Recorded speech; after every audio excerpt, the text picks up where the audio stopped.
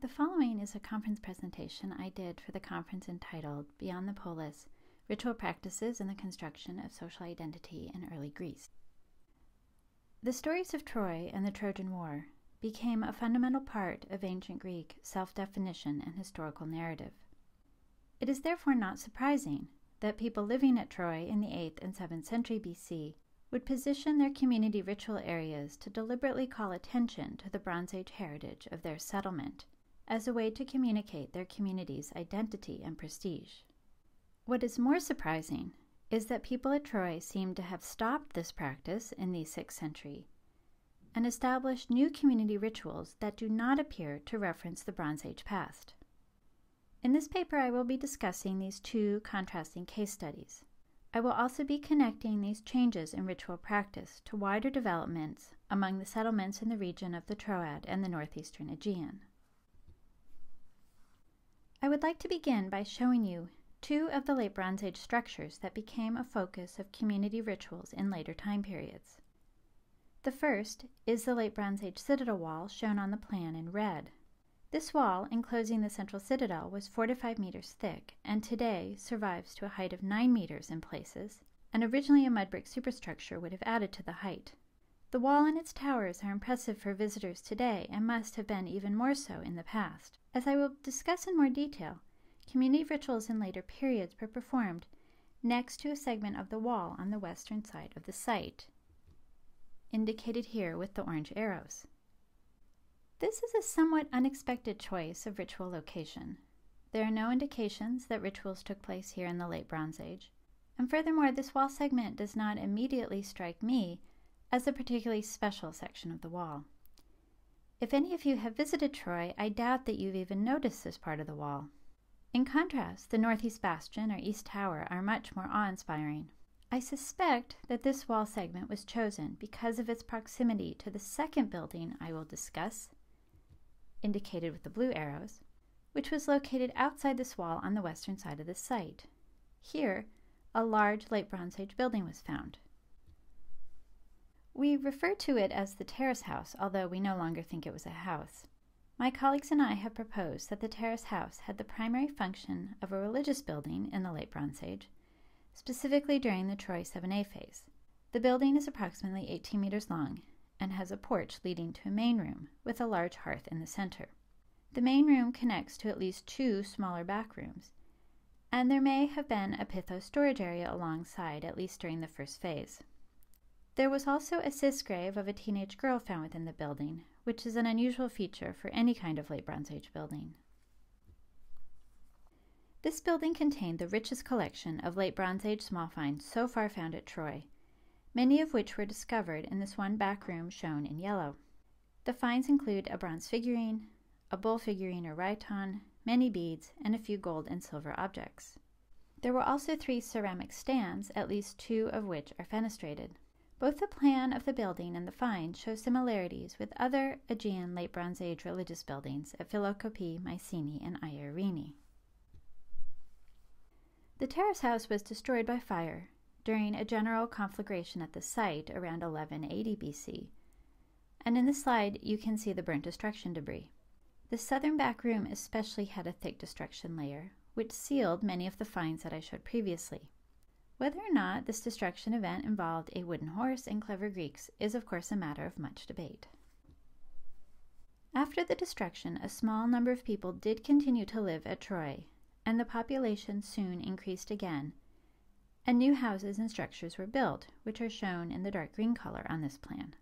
You can see that they avoided construction in the area of the ruined terrace house shown in the center in the lighter green, although they did build in other nearby areas.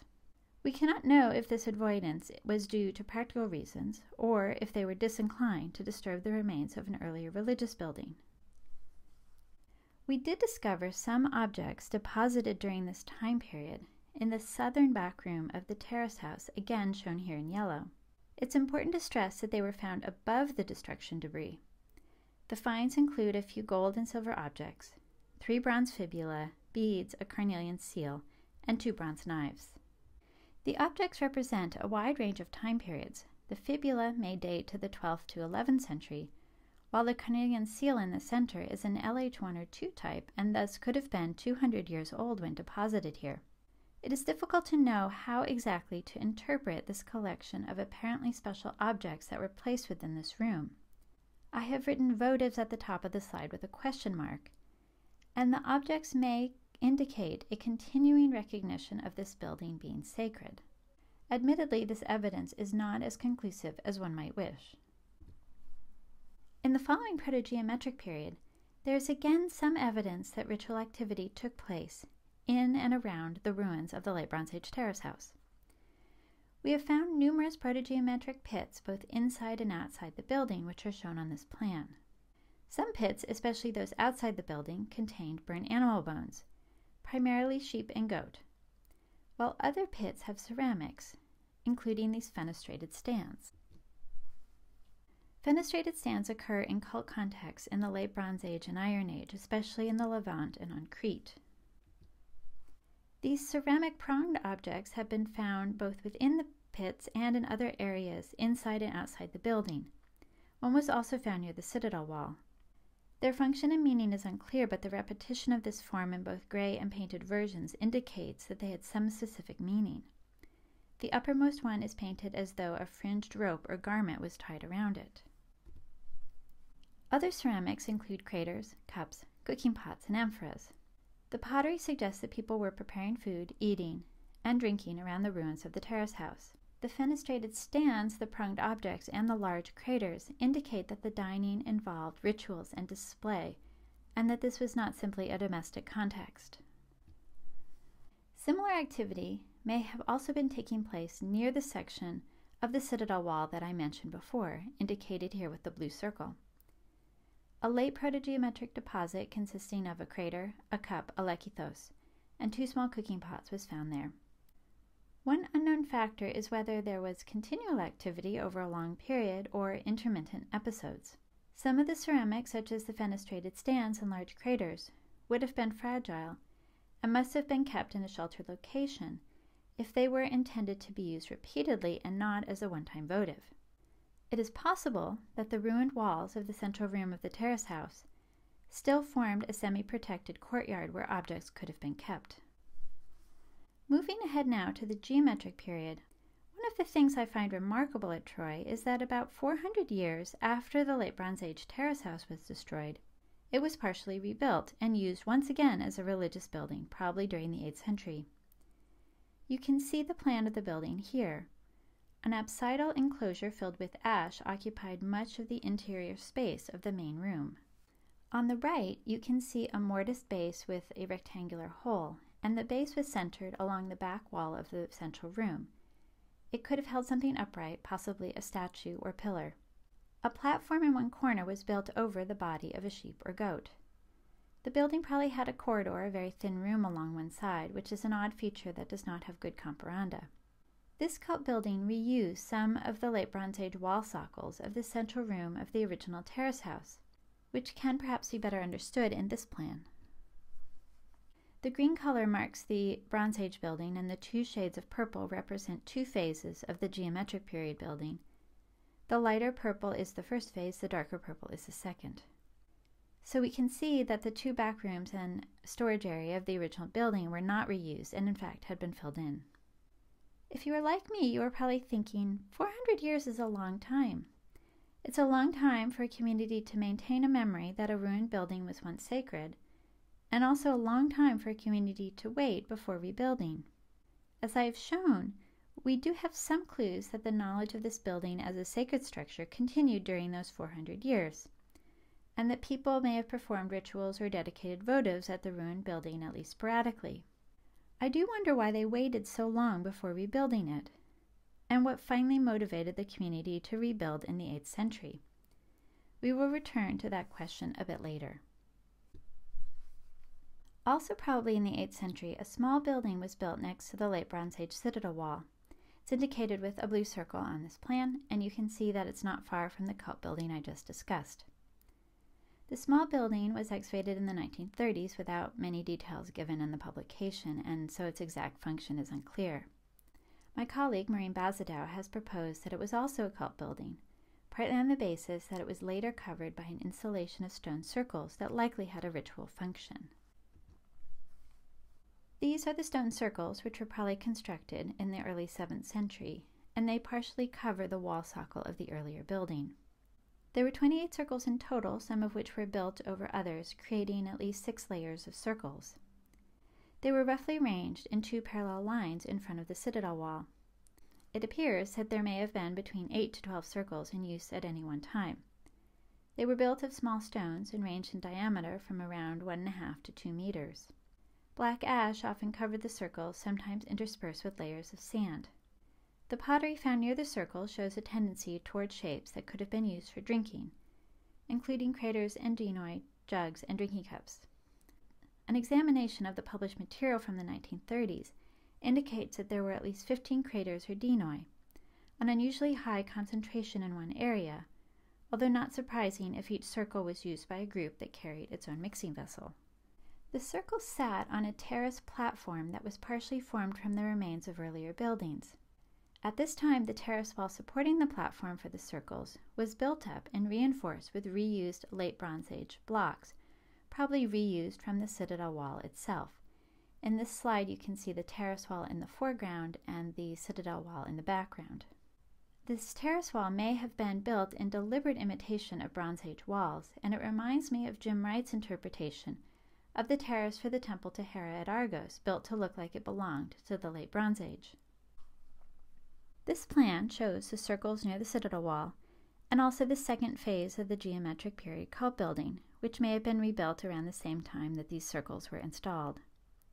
The stone circles in the cult building line up to create a visual access that would have drawn people's attention to the citadel wall.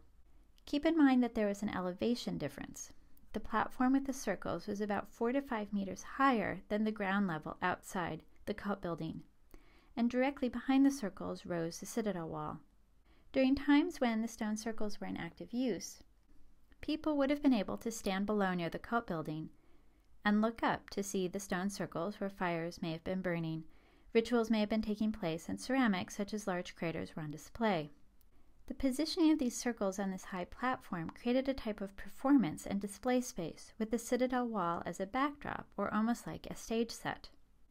With these strands of evidence, Troy fits into a pattern of ritual activity at late Bronze Age ruins, which is seen in many other sites in the Aegean around the same time in the 8th century. It can be labeled hero or ancestor cult, or an alternative term that may fit better to the Troy evidence is ruin cult, a term that Mike Prent has suggested for similar evidence on Crete. Stone circles at sites such as Essene, Nicoria, and Naxos have been interpreted as places for ritual feasting, especially associated with ancestor cult.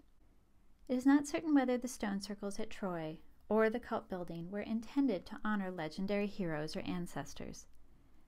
And in fact, I think the cult building probably was not. Yet, reusing the walls of an earlier late Bronze Age sacred structure must have been a way for the inhabitants to emphasize that their cult was ancient and long established. Whether or not there was true cult continuity, meaning that the same deity continued to be worshipped here, cannot be answered with the available evidence.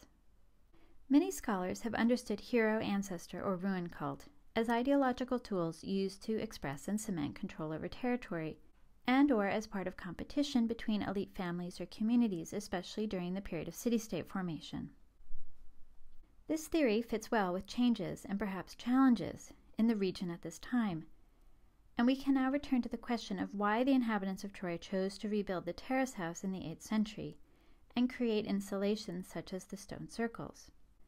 In the northeast Aegean, the population was increasing in the 8th and early 7th century, marked by either new settlements or growth in older settlements nearby at Samothrace, Tenedos, Lesbos, Lemnos, Maidos, Thasos, and sites along the northern Aegean coast like Asartepe. These sites share certain features of material culture, especially among ceramics. When reviewing the evidence, it appears that certain settlements must have served as regional centers of power and trendsetters among these communities of the northeast Aegean. I argue that Troy was one of these centers based on its size, amount of material, and also evidence that G2-3 ware, which is a characteristic ceramic type of this region, may have been developed there. Another regional center was probably Hephaestia on Lemnos. The increase in population and new settlements in the region may have caused the Trojan inhabitants to emphasize their own power and importance by highlighting their purported ancestors and the antiquity and prestige of their settlement. The new forms of ritual activity at Troy may have also served to reinforce communal bonds and at the same time to legitimize the power of a local family or families. The citadel wall, as well as other Late Bronze Age ruins such as the terrace house, could have served as places of memory, to use the term from Pierre Loti, in which the monument formed a concrete location where rituals and references to the myth and past of Troy were used in the creation and maintenance of power and identity. One intriguing question that people often ask me is, when exactly did the inhabitants of Troy identify their settlement as the location of the legendary Trojan War? At least by the 8th century, the focus on Late Bronze Age structures as ritual locations does point to an awareness of the significance of the past history and monuments of this place.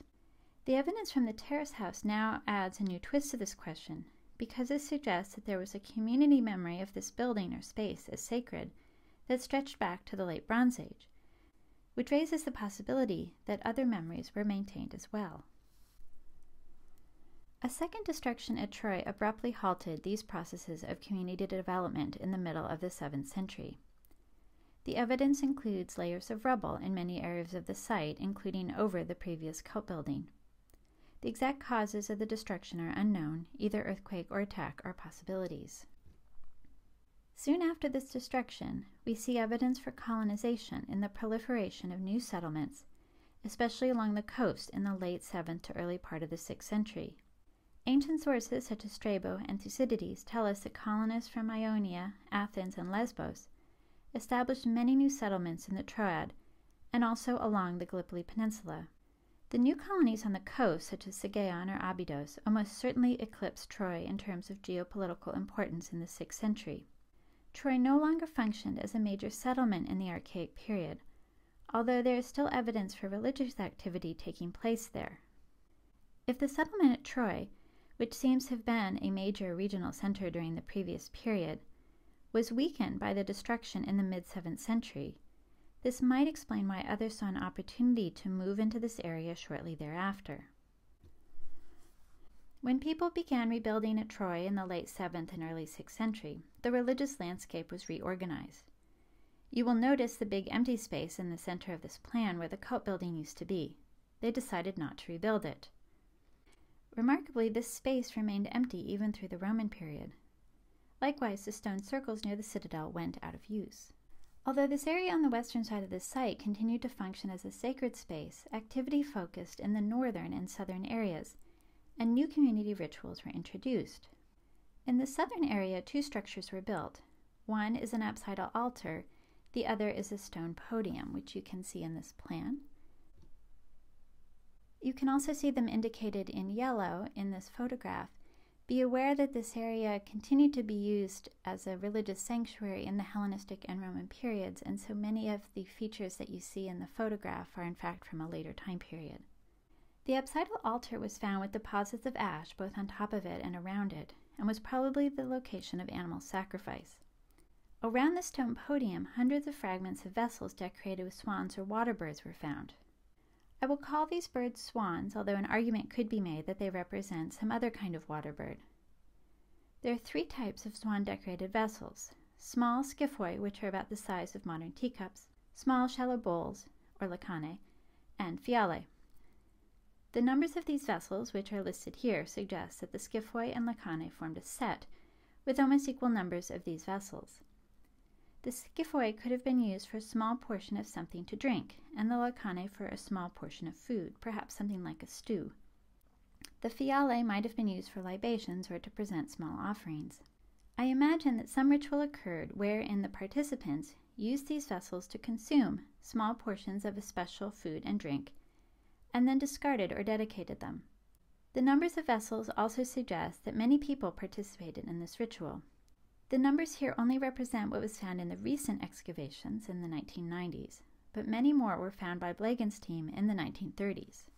Although it's tempting to also view this as a community ritual, I'm not sure how large a community was actually living at Troy at this point. Most of the evidence for Troy in the Archaic period comes from religious activities such as this, and it's possible that it served as a kind of cult center for surrounding communities, but itself may have had only a small permanent population. Interestingly, these swan vessels are rarely found in other areas of Troy. In other words, they cluster around this podium, although similar vessels also appear in graves in other sites of the region, such as Alaios, Assos, and Pitane. What was the meaning of the swans or water birds is a question that cannot easily be answered, especially without any written evidence. Swans can be associated with Artemis, Apollo, and Aphrodite, and all of these are candidates for the deity worshipped here. Another possibility is that the ritual was intended for a local deity or perhaps a nymph or naiad associated with water and water birds. We also do not know if the deity was an old, local deity or whether this worship was newly introduced in the 6th century. I tend to support the latter, that this is a new deity introduced with new ritual practices. There are no early representations of water birds at Troy, apart from the standard depictions on the small number of imported bird cotylae and bird bowls. It seems more likely that a new cult was established at the same time when new colonists were moving into the Troad. If the cult was imported, the question is from where, and I don't know the answer for this yet. As I mentioned, swan-style vessels are also found at other northwest Anatolian sites, especially Pitane and Assos, but it's not clear where the origin of this cult lies.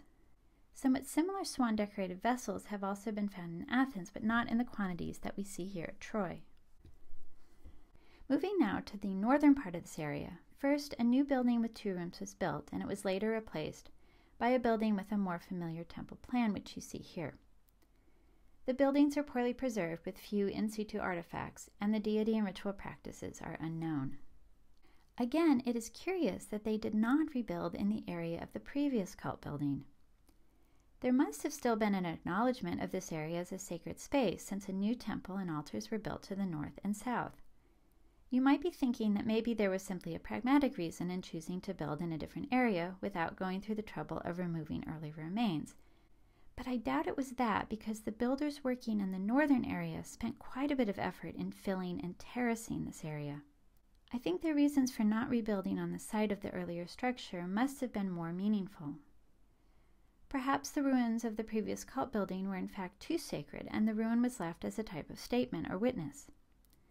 Or the earlier building may have been too closely associated with a specific cultural or political group, which was now out of favor or had lost its power. If the previous building had been closely connected to the earlier ruling families, this may have also been a reason for later people not to rebuild if the power structures had shifted. One would think that new colonists in the area, especially the Athenians, would be interested in the ruins at Troy, and it's odd that there's no obvious attempt to situate ritual activity near late Bronze Age ruins in the 6th century. Perhaps other areas of Troy, such as the Athena temple, which does not survive from this period but was probably located in the center of the citadel mound, took center stage in ritual performances intended to remind people of Troy's past. Therefore, in conclusion, Troy provides 2 contrasting examples of the place of late Bronze Age remains in later rituals and community building. The first shows a long-term community memory of a sacred building, as well as an intentional placement of ritual activities and performances near late Bronze Age remains. The second also implies a memory of a sacred building or sacred space, but perhaps one that was more conflicted and less easily integrated into the new power structures and cults that were introduced.